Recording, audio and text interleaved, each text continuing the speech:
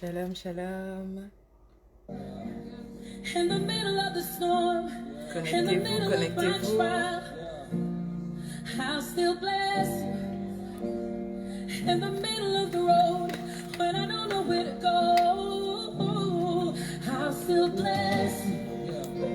In the middle of my storm, in the middle of my trial, Shalom, shalom. Soyez bénis. Connectez-vous. When I'm in the middle of the road and I don't know which way to go, I'll still bless you. I'll still bless you. I'll still bless you. I'll still bless you. I've got a reason to bless you, yeah. I've got a reason to bless you. I've got a reason to bless your name. You've been faithful. You've been faithful. You've been so good to me. Shalom, shalom. Connectez-vous. Invitez 1, 2, 3, 4, 5 personnes. N'est-ce pas? Soyez bénis. Merci d'être connectés.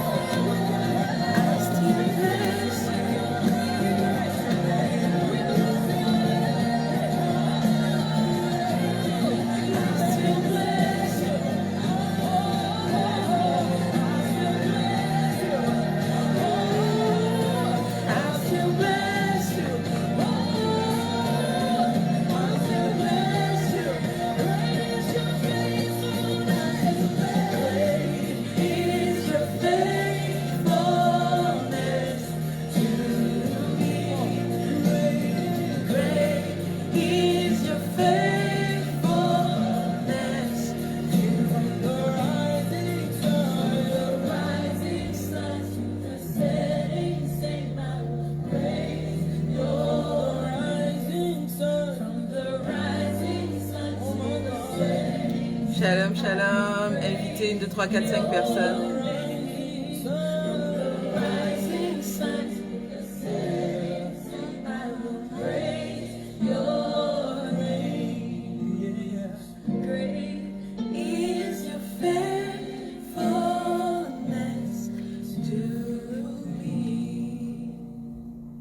Alléluia. Shalom, shalom. Soyez bénis.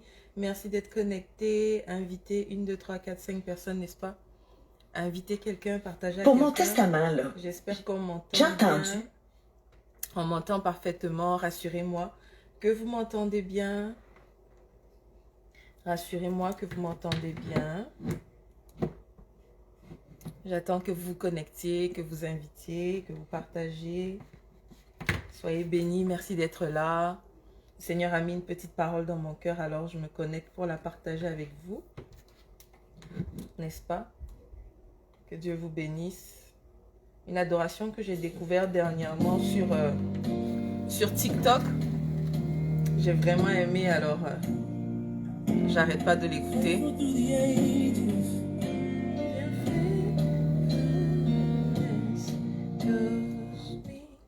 En tout cas, soyez bénis, merci d'être connectés. Shalom, merci Clarisse. Shalom à chacun, shalom à chacune. Merci d'être connectés encore. Soyez bénis dans le nom de notre Seigneur et Sauveur Jésus-Christ. Alors, je suis connectée ce matin parce que le Seigneur a mis, comme j'ai dit, une petite parole dans mon cœur. Laetitia Bach, ça fait vraiment longtemps. Je bénis le nom de Dieu pour ta vie. Bonne année encore. Tout le mois de janvier, on continue de se souhaiter la bonne année pour ceux que j'ai pas encore vus ou pour ceux à qui j'ai pas encore eu l'occasion de le dire. Bonne année 2021, que cette année soit une année de grâce et de faveur pour chacune de nos vies. Que Dieu nous fasse du bien, que sa protection et surtout la santé demeure notre partage dans le nom de Jésus. Alors, la parole que le Seigneur a mis dans mon cœur aujourd'hui pour chacun d'entre nous et pour moi également, c'est que ça concerne les relations. Ça concerne nos relations, notre relationnel. Maman Kali, sois bénie, merci d'être connecté. N'hésitez pas à inviter s'il vous plaît 1, 2, 3, 4, 5 personnes et on partage sur les pages, on partage dans les groupes pour faire du bien à quelqu'un, n'est-ce pas? Alors comme je disais tantôt, la parole que le Seigneur a mis dans mon cœur concerne les relations. Je veux dire à quelqu'un que quand Dieu veut faire quelque chose dans nos vies, Peggy, merci infiniment, que Dieu vous bénisse. Quand Dieu veut faire quelque chose dans nos vies, il passera toujours par des êtres humains pour nous faire du bien. Dieu nous bénit, Dieu établit un parcours dans nos vies, une destinée à rattacher à nos vies. Mais quelle que soit la destinée que le Seigneur t'a réservée, quels que soient les chemins que tu dois parcourir, quelles que soient les portes que le Seigneur doit ouvrir pour ta vie, sur ta vie, hein, c'est au travers des êtres humains que Dieu le fera. On prendra l'exemple de David. David a été un roi. Alors donc, la destinée de David était déjà décidée. David, dans le parcours de sa vie, à un moment donné, devait régner comme roi sur Israël. Et c'était la décision, non pas des hommes, mais c'était la décision de Dieu. C'était Dieu qui avait décidé dans son infinie bonté et dans sa souveraineté absolue que David devait régner sur son peuple. Mais le même Dieu qui a décidé savait que David devait passer au travers de certaines situations. Et à un moment donné de la vie de David, pour ceux comme moi qui ont eu la grâce de lire un peu ou de se documenter un peu sur la vie de David, à un moment donné, Saul, le père de Jonathan, qui a été l'ami de David, avait pris la décision de faire tuer David. Parce que à un moment donné, il avait commencé à manifester de la jalousie envers David et il voyait que l'amour du peuple se portait plus sur David que sur lui. Alors que lui il était roi et David ne l'était pas encore. Alors il a résolu dans son cœur de faire tuer David. Et sans l'action, sans le concours, sans l'apport de Jonathan, David serait mort. Alors que Dieu avait décidé que David serait roi. Mais il a fallu que Jonathan intervienne. Il a fallu que Jonathan aille prévenir David. Il a fallu que Jonathan se mêle de l'affaire. Alors que c'était la volonté de Dieu que David soit roi. Alors que c'était la décision de Dieu que David soit roi. Mais David aurait pu ne pas régner, perdre sa vie, si un homme, c'est-à-dire le fils de son ennemi, ne s'était pas mêlé de l'histoire. C'est pour te dire quoi? Que bien vrai qu'il y a une prophétie qui est tombée sur ta vie, bien vrai que Dieu a décidé quelque chose sur ta vie, ça va se faire au travers des hommes. Nous devons continuer à servir Dieu, nous devons continuer à honorer Dieu, nous devons continuer à élever le nom de Dieu. Mais en élevant le nom de Dieu, en étant proche de Dieu, dans notre relation avec le Seigneur, ce que le Saint-Esprit nous apprend à faire, c'est de soigner les personnes qui sont autour de nous. Et quand je dis les personnes qui sont autour de nous, ce ne sont pas seulement nos amis, ce ne sont pas seulement nos proches. Un enfant de Dieu, béni de Dieu, mis à part par Dieu, choisi par la grâce de Dieu, sauvé de la grâce de Dieu, un enfant de Dieu sait que partout il va, quel que soit ce qu'il fait, toutes les personnes autour de lui sont des personnes à qui il doit laisser une bonne impression. Parce que tu ne sais pas qui sera ton Jonathan demain. Tu ne sais pas par la main de qui Dieu va se servir pour te bénir. Alors l'inconnu qui te dit bonjour au supermarché, l'inconnu qui te dit bonjour au marché, l'inconnu qui se lève pour te donner la place dans l'autobus, celui à qui tu te lèves pour céder la place dans l'autobus, celui à la caisse où tu vas, tu payes tes affaires, n'importe qui. On ne soigne pas seulement ceux qui sont haut placés. Et c'est ce que nous, on a l'habitude de faire. On soigne les relations de ceux qui sont autour immédiat, à nos alentours immédiats. On soigne ces gens-là, nos familles, on sait qu'on doit appeler, savoir comment telle personne va. Quand telle personne nous a dépanné, cette personne a été une source de bénédiction pour moi, donc je reste proche de lui, alors donc je le considère, alors donc je fais attention à cette connexion-là parce que ça peut m'emmener loin. Mais ce n'est pas la personne qui va t'emmener loin. Ce n'est pas cette personne qui t'emmènera loin. C'est Dieu qui t'emmènera loin au travers de cette personne. Et la Bible nous dit que le premier commandement, c'est l'amour envers son prochain. C'est aimer ton prochain comme toi-même. Le prochain, là, ce n'est pas quelqu'un que tu connais forcément. Le prochain, c'est la personne immédiate. Que tu la connaisses ou pas. Alors, nous sommes rentrés dans une nouvelle année. Une nouvelle année pour un enfant de Dieu, c'est une nouvelle saison. On ne sait pas de quoi cette année sera faite. Mais c'est justement parce que tu ne sais pas de quoi cette année sera faite que tu dois faire attention à tous ceux qui sont autour de toi. Parce que tu ne sais pas de qui le Seigneur va se servir pour t'ouvrir une porte. De qui le Seigneur va se servir pour te révéler quelque chose de particulier sur ta vie. Les gens pensent que les prophéties, les paroles de connaissance viennent essentiellement de ton père spirituel, de ton pasteur. Donc tu Honore ton pasteur, gloire à Dieu si tu l'honores. C'est la bonne chose à faire d'honorer ton pasteur. Mais la parole de connaissance là, la parole salvatrice, celle qui va te sauver, celle qui va te donner un éclairage particulier, peut venir de la bouche de n'importe quel frère ou sœur autour de toi, que tu connaisses ou que tu ne connaisses pas. Parce que la Bible dit quoi? La Bible dit que dans les derniers temps, Dieu soufflera de son esprit sur toute chair. La Bible dit, poursuit par dire, vos fils et vos filles prophétiseront. Ce n'est pas seulement vos leaders spirituels qui prophétiseront. Ce ne sont pas seulement vos responsables spirituels de vos assemblées qui prophétiseront. C'est vos fils et vos filles. Vos fils et vos filles, c'est tout. Tout le monde. L'Esprit de Dieu est répandu sur toute chair. Et quand l'Esprit de Dieu se répand sur toute chair, l'Esprit va susciter des dons spirituels dans la vie de chacun d'entre nous. Donc le frère de ta communauté de prière est capable de te sortir une parole de connaissance pour ta vie. Voilà pourquoi faut donner une bonne impression à toutes les personnes qui sont autour de toi. Si tu veux, tu ne peux pas aider quelqu'un, il y a une façon de dire je ne peux pas t'aider. Si tu veux, l'Esprit de Dieu t'a mis à cœur de dire à quelqu'un qui vit dans le péché. L'Esprit même t'a révélé que cette personne-là vit dans le péché, dans l'adultère. La personne vit dans... Il y a une façon de dire à la personne que Dieu m'a dit de te dire. Et puis tu vas dire parce que Dieu t'a envoyé, pas parce que tu as un excès des ailes.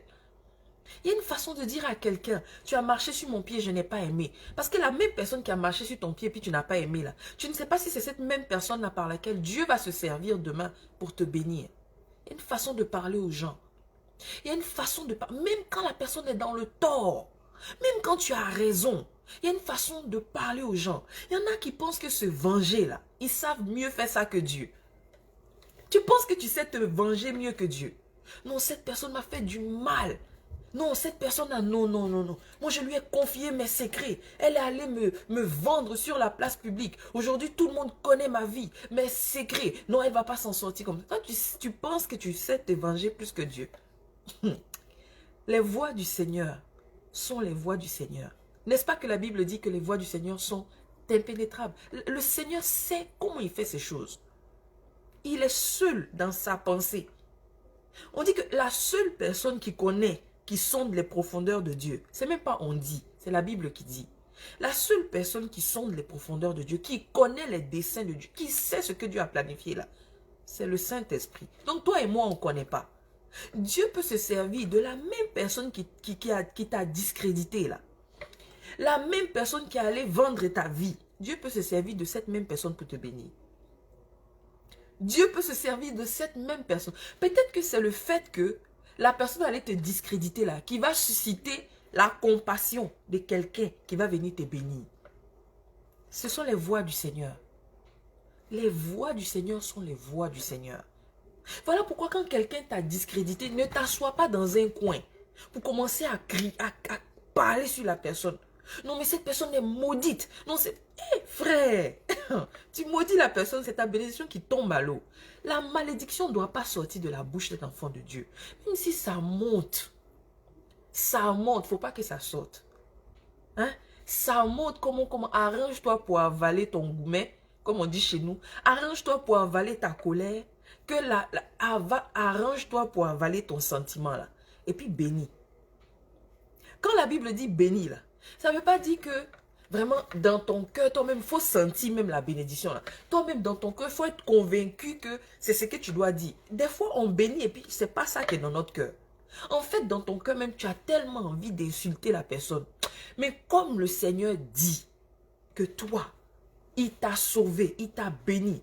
Tu as péché jusqu'à... Mais lui, il a regardé, il a dit non. Je meurs à la croix pour toi. Parce que le Seigneur a dit là, toi tu choisis de bénir. Parce que toi-même, à l'origine, toi-même tu reconnais que toi-même tu mérites même pas d'être béni. Quand toi-même tu regardes à ton passé là, et même ton présent qui est là aujourd'hui, tu regardes, tu reconnais humblement et sincèrement que toi-même ta vie n'est pas propre. Donc tu comprends que tu n'es pas dans la position pour maudire quelqu'un. Tu comprends? Parce que le péché là, il n'y a pas grade. C'est ce que les gens doivent comprendre. Nous les enfants de Dieu, nous qui disons que le Seigneur nous a rachetés à un grand prix là, c'est à nous que je parle. Comprenons que le péché là, il n'y a pas escalier pour dire que le mensonge c'est coefficient 1 Et puis l'adultère, c'est coefficient 4. C'est pas comme ça. Péché devant Dieu, c'est péché. Faut pas voir l'homosexuel et puis dire que non, lui là, il pêche plus que moi. Non, la Bible dit que tous ont péché et tous sont privés de la gloire de Dieu. Quand la Bible dit que tous là, dans tous là, il y a adultère, il y a menteur, il y a celui qui critique. Toi, tu penses que tu critiques ces petits péchés. Non, non. Quand Dieu condamne le péché, il condamne celui qui critique au même titre que celui qui viole les enfants. Tu comprends? Donc si tu vois celui qui a violé les enfants comme il a trop fait le péché par rapport à toi, il faut changer de mentalité. Et c'est pour cela que l'Esprit de Dieu vient dans nos vies. L'Esprit de Dieu vient pour changer notre système de pensée. L'Esprit de Dieu vient dans notre vie pour ne pas qu'on pense comme le monde, qu'on pense comme les hommes. Parce que ce sont les hommes qui qualifient quel péché est plus péché qu'un autre péché. Non. Dieu ne voit pas les choses comme ça. Dieu ne voit pas les choses comme ça. Chaque péché est péché pour Dieu. Donc toi, sachant que tu pêches aussi, dans toi ta qualité de péché, tu ne peux pas regarder l'autre en discréditant l'autre, en disant que non, l'autre mérite la mort, mérite la condamnation, mais toi, dans ton petit péché là, toi aussi tu ne mérites pas. Non, non. Chacun de nous méritons la condamnation. On mérite la mort. C'est seulement la grâce de Dieu. C'est seulement le sacrifice de Christ qui fait que nous aussi on peut venir parler de la part de Dieu. Sinon nous-mêmes là, on n'est pas propre avant. C'est le sang de Christ seulement qui nous sanctifie. Donc je ne sais pas la main de qui. Peut-être que la main de cette personne a trempé dans la boue. On ne sait pas. Peut-être que la main de cette personne a trempé dans la prostitution. On ne sait pas. Peut-être que la main de cette personne a trempé dans l'adultère. On ne sait pas. Mais c'est la même main là, qui a trempé, on ne sait où là, que Dieu peut utiliser pour apporter la bénédiction dans ta maison. Pour sauver tes enfants. Parfois on pense qu'on vit pour nous. On vit, c'est fini. Des fois le bien que nous faisons là, ça ne revient pas vers nous. On meurt et puis on laisse le bien qu'on a fait à quelqu'un. Mais le bien là, ça se retourne pour toucher tes enfants. Il y a des actions que ma mère a posées dans sa vie. Elle est encore en vie. Elle est chez elle, elle ne profite pas, c'est moi qui profite. Vous savez, j'ai quitté mon pays il y a de cela plusieurs années. En 2004 que j'ai quitté mon pays pour venir vivre dans ce pays dans lequel je suis.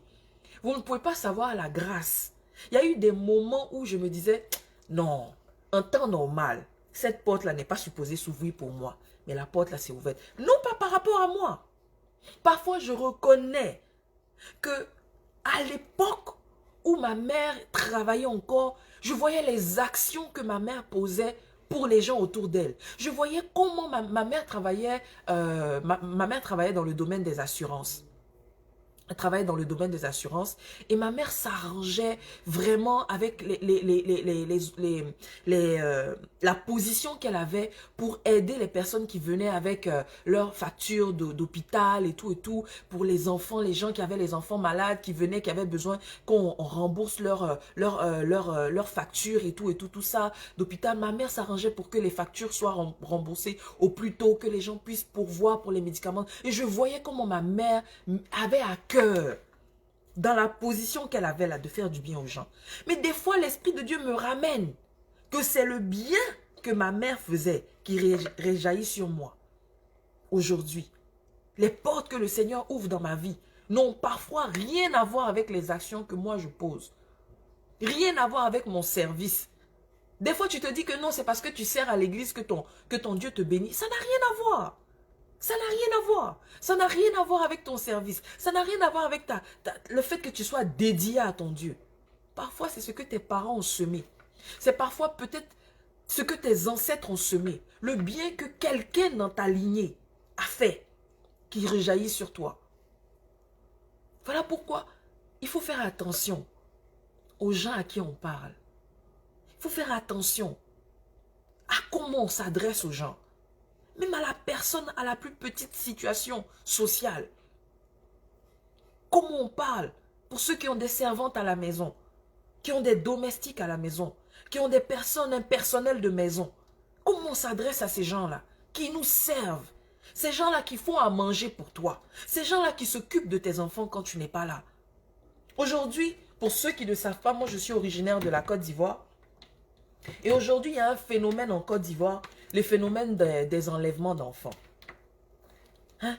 Il y a des servantes, des domestiques, des babysitters qui travaillent en partenariat avec des personnes qui ont des intentions, je ne sais pas, tellement malsaines, qui s'allient à ces gens-là pour kidnapper des enfants.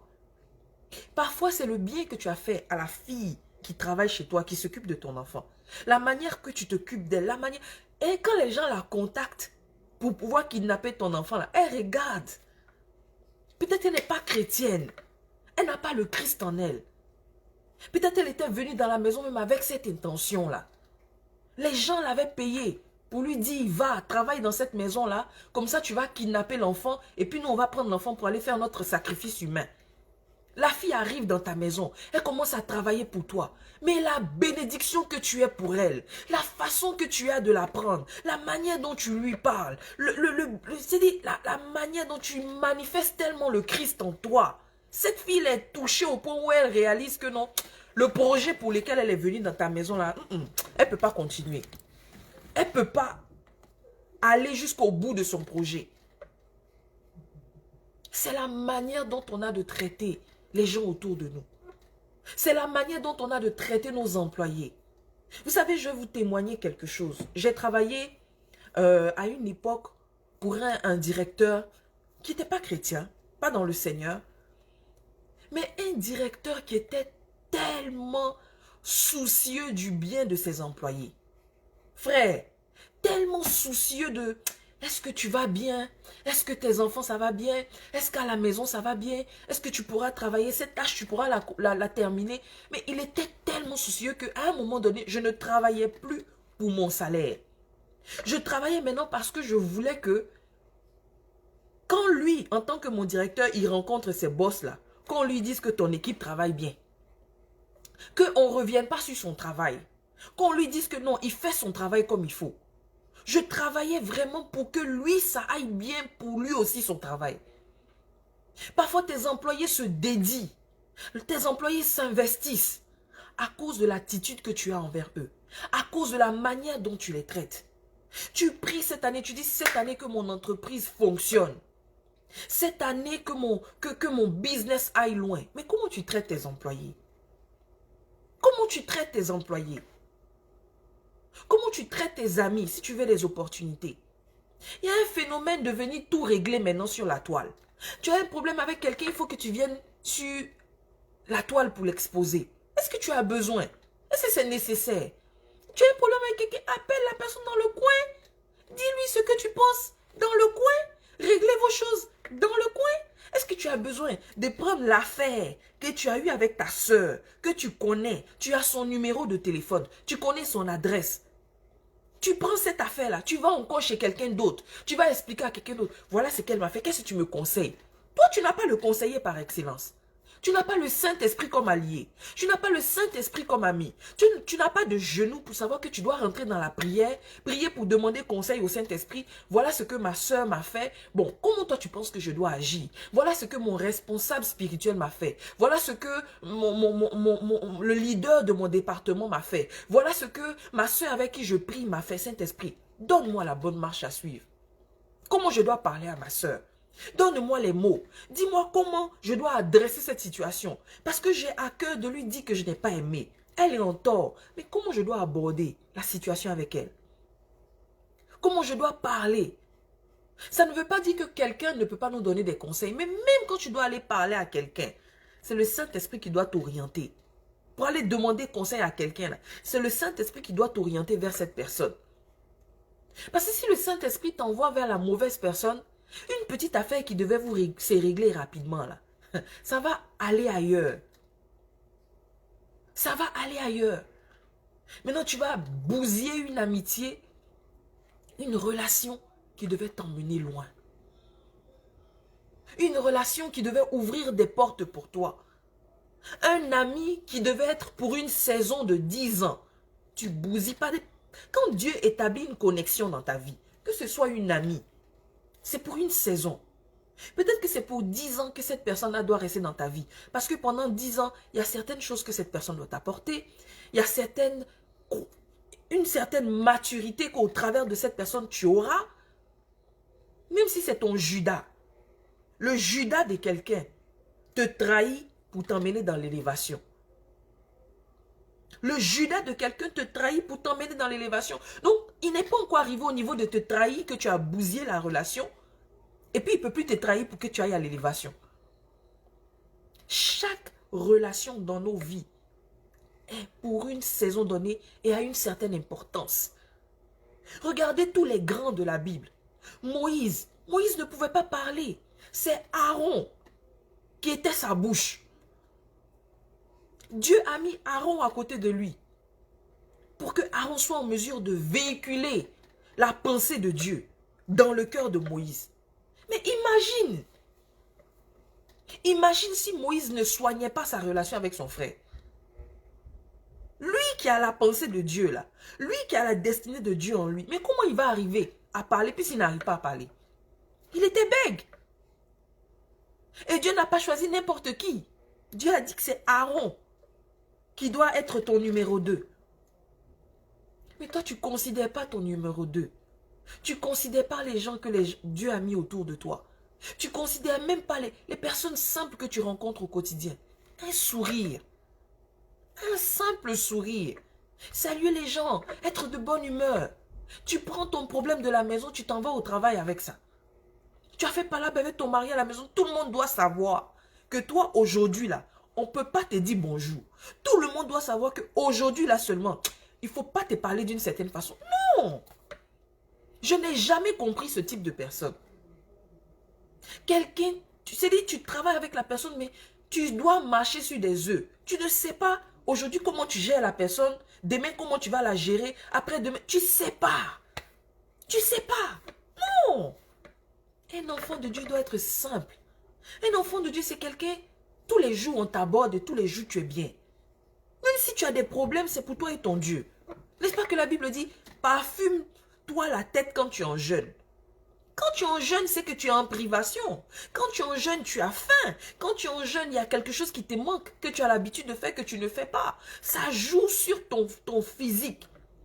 Physiquement, il y a quelque chose qui te manque. Donc, ton attitude même est bousculée, changée. Mais la Bible dit, parfume-toi la tête. Ça veut dire que ton attitude, là, malgré que ça boue en toi, mais les autres ne doivent pas savoir qu'il y a quelque chose qui te manque à l'heure, là. C'est de ça qu'il s'agit. C'est de ça qu'il s'agit. Sois bien avec tout le monde tous les jours. C'est pas facile, mais c'est faisable par le Saint-Esprit en nous. Tout le monde doit savoir. Toi, tu es un enfant souriant. Toi, tu es une bonne... Toi, tu es toujours... C'est-à-dire, on peut t'aborder. On peut te parler. Tu es ouvert. Tu es ouverte aux critiques. Tu es comme un enfant. Tu as un cœur d'enfant. Tu es une personne tellement simple. Quel que soit le niveau où le Seigneur t'a placé, tu es quelqu'un d'accessible. Pas accessible n'importe comment, mais tu n'es pas quelqu'un qui se met en haut des gens. Quelqu'un d'autant. Tu n'es pas comme ça. Tu as une grosse voiture là. Tu descends de ta voiture comme ça. Tu coupes cœur des gens comme on dit chez nous à Abidjan. C'est-à-dire que quand quelqu'un te regarde, il ne sait même pas comment il va te parler. Mais tu commences, tu lui donnes un beau sourire. Bonjour monsieur, bonjour madame. Et puis la personne te regarde, même le cœur même est glacé. Ah, vraiment, la soeur ici, là, vraiment, je pensais que vraiment c'était... Mais non, elle est simple. C'est ça un enfant de Dieu. Parce que tu ne sais pas. Peut-être aujourd'hui tu roules dans une BM. Mais tu ne sais pas quel challenge va se dresser sur ton chemin demain. Et c'est la même personne qui lavait ta voiture, là, ta BM, là, demain, qui va te donner un lift. Tu ne sais pas. Tu ne sais pas. Donc, soignons nos relations. Et quand je dis nos relations, je parle du prochain. La personne qui est immédiatement à côté de nous. La personne que nous croisons. Les gens qui sont autour de nous. Soignons nos relations. Parce que nous ne savons pas ce que 2021 nous réserve. Nous ne savons pas ce que le Seigneur a prévu pour nous. Et s'il y a une année qui m'a démontré qu'on ne sait pas de quoi le lendemain est fait, là, c'est l'année 2020. Donc, ayant été enseigné par cette année 2020 là, ton attitude doit changer pour les années à venir. On ne sait pas de quoi le lendemain est fait. Donc, il faut être préparé à toute éventualité. Donc, avoir la bonne attitude en tout temps et en toutes circonstances. Alors, voilà ce que l'Esprit de Dieu avait mis à mon cœur pour toi ce matin. Je prie sincèrement que tu aies reçu. Que tu aies reçu ce que j'ai partagé avec toi aujourd'hui. En ce moment, dans mon assemblée, le pasteur que le Seigneur m'a donné, que Dieu bénisse sa vie, pasteur Jean-Béni Mwaka, est en train de nous enseigner sur des clés pour cette année, des clés de la percée, des clés de visitation, des clés qui vont nous emmener à posséder cette année 2021. Et nous avons notre premier séminaire, le premier séminaire de l'année 2021 qui va commencer ce soir. Mais ce séminaire ne sera pas diffusé sur YouTube. Ok, donc le lien de notre page, ne sera pas diffusé sur Facebook parce que j'ai l'habitude de partager nos enseignements sur ma page. Ça sera diffusé uniquement sur YouTube. Donc, je vais mettre le lien de notre page YouTube dans les commentaires. Alors, je vous encourage massivement, s'il vous plaît, à vous abonner sur notre page YouTube parce que maintenant, on va commencer plus à diffuser sur YouTube que sur Facebook. Vous savez qu'il y a de nouvelles règles qui sont en train de s'appliquer sur Facebook maintenant. De moins en moins, on a la possibilité de prêcher la parole de Dieu sur Facebook. De moins en moins, il y a certaines choses qui sont effacées, qu'on partage sur Facebook qui sont effacées. Alors, nous voulons transférer nos choses sur YouTube. Moi aussi, je serai plus active sur YouTube bientôt. Donc, je vous encourage à vous abonner sur la page de notre église, notre page YouTube. Comme j'ai dit, je vais poster le lien de la page dans les commentaires. Donc, notre séminaire commence ce soir à 18 h heure de Montréal. Ça va s'étendre sur le samedi et le dimanche. Très, très, très important, le mystère de l'identité. C'est le thème de notre premier séminaire de 2021. Qui sait que sans connaître ton identité, tu ne peux pas posséder ce que le Seigneur a pour toi. Ton identité, c'est l'identité de fils de Dieu. Et la Bible dit que l'héritage est donné au fils. L'héritage est donné aux matures.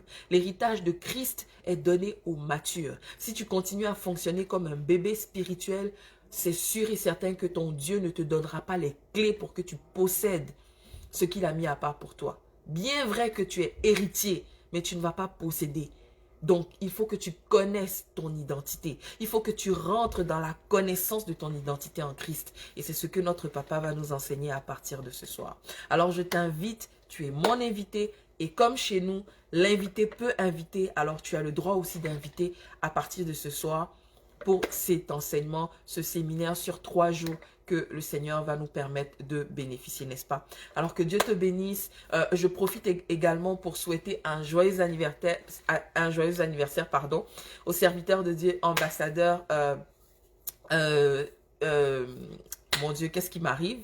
Ambassadeur Bénicélie, que Dieu vous bénisse, homme de Dieu, que le Seigneur vous fasse du bien, comme je l'ai dit sur votre page, que le Seigneur vous élargisse, que le Seigneur vous multiplie, que le Seigneur vous élève et que le Seigneur vous établisse dans le nom de Jésus. Il est de notre devoir d'honorer nos leaders spirituels, ceux qui ouvrent la voie pour nous. Alors que Dieu vous bénisse, que Dieu vous fasse du bien. Une dernière chose que je veux dire à quelqu'un, nous sommes en plein dans l'histoire de Kosia la miséricorde divine.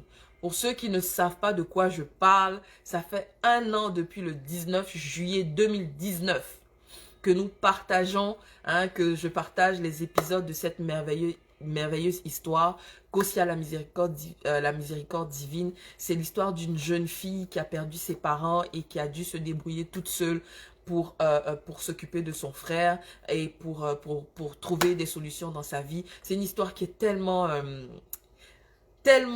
intéressante. Il y a plein de choses qui rentrent dans cette histoire, mais en gros, c'est l'histoire qui parle de la miséricorde de Dieu, de comment Dieu peut prendre quelqu'un qui a commis des abominations, sauver cette personne et l'emmener vers la gloire. Alors, c'est vraiment l'histoire aussi de quelqu'un qui donne sa vie au Seigneur. C'est l'histoire de comment on vit avec le Christ en nous, comment on change de caractère avec le Christ en nous. Alors, c'est une histoire vraiment, vraiment, vraiment puissante qui parle de beaucoup de choses Chaque caractère qui intervient dans cette histoire vient apporter un enseignement particulier. Alors donc, je vous encourage à lire cette histoire. Tous les épisodes sont disponibles sur ma page publique.